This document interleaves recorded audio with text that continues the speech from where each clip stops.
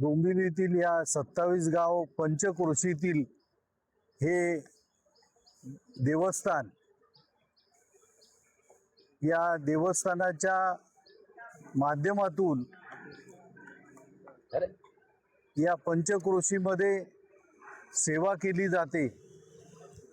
हे मंदिर पुरातन मंदिर आहे। MIDC आल्यामुळे या जागेवरती MIDC हक्क सांगत होती, परंतु हे पुरातन मंदिर असल्यामुळे या बाबतीमध्ये न्याय मिळणं आवश्यक होतं। अनेक वेळेला या बाबतीमध्ये लढा दिला, अनेकांनी या जागेवरती कब्जा करण्याचा प्रयत्न केला, उपोषणाची नाटकं केली, परंतु सत्य असतं। याकरता या मंदिराचे जे ट्रस्टी आहेत त्यामध्ये मोहन पाटील सध्याचे अध्यक्ष, तत्कालीन अध्यक्ष प्रकाश म्हात्रे, पंढरीनाथ पाटील, इतर सर्वच ट्रस्टी म्हणजे या सर्वांनीच अथक प्रयत्न केले, पाठपुरावा केला। शासकीय माध्यमातून काम होण्यासाठी जो पाठपुरावा लागतो तो पाठपुरावा सातत्याने केला। सर्वच पक्षीयांनी या बाबतीमध्ये सहकार्य केलेलं आहे। या मंदिराच्या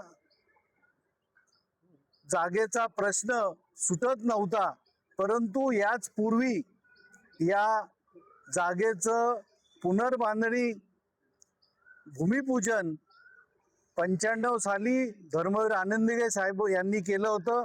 त्यांच्यासोबत DK दास महाराज हे उपस्थित होते।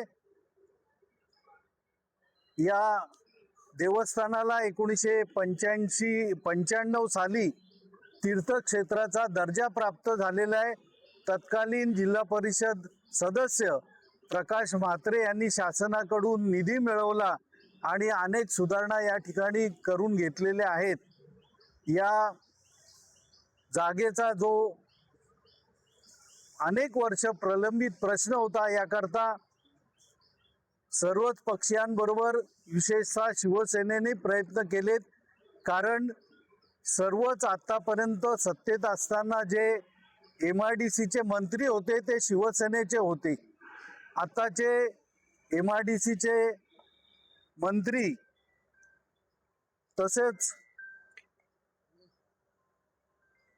महाराष्ट्र राज्याचे उपमुख्यमंत्री एकनाथजी शिंदे साहेब, खासदार डॉक्टर श्रीकांतजी शिंदे, आमदार रवींद्र चव्हाण या सर्वांनीच या बाबतीमध्ये सहकार्य केलं आणि म्हणूनच कागदोपत्री जटिल झालेला प्रश्न आणि ग्रामस्थांची आणि भाविकांची जी इच्छा होती ती पूर्ण करण्याचं काम निश्चितपणे आजच महाराष्ट्र शासनाने त्या बाबतीमध्ये निर्णय घेतलेला आहे।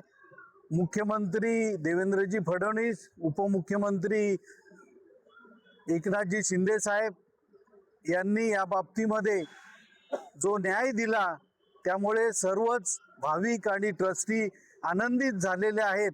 याकरता सातत्याने पाठपुरावा आमदार राजेश मोरे हे करीत होते आणि म्हणूनच या जो अन्याय झाला होता त्या बाबतीमध्ये निश्चितपणे शासनाने न्याय मिळवून दिलेला आहे। त्याबद्दल सर्व आनंदित आहेत।